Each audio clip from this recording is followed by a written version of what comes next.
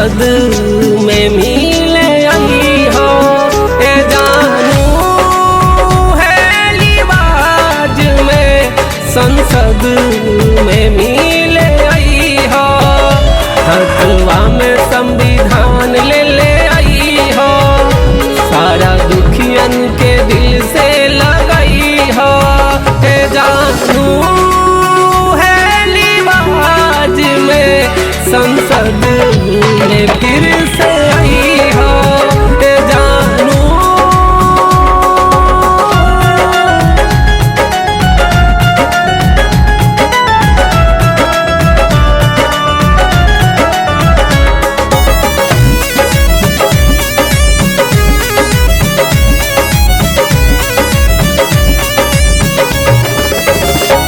आमी তোমাকে ভালোবাসি।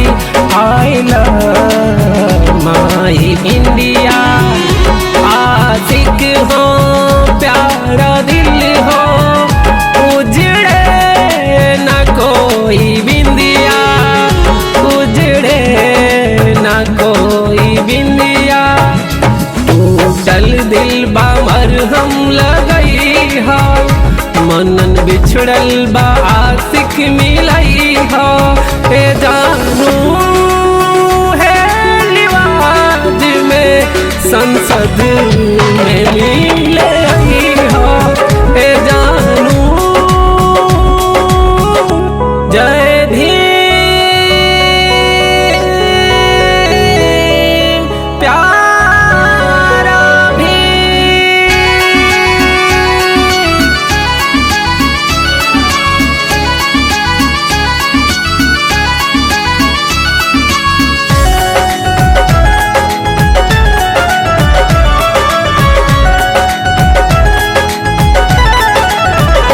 सबके गले लगा के संविधान जवन लिखला, हर दिल के बन के आशिक दिलदार जवन लिखला, दिलदार जवन लिखला।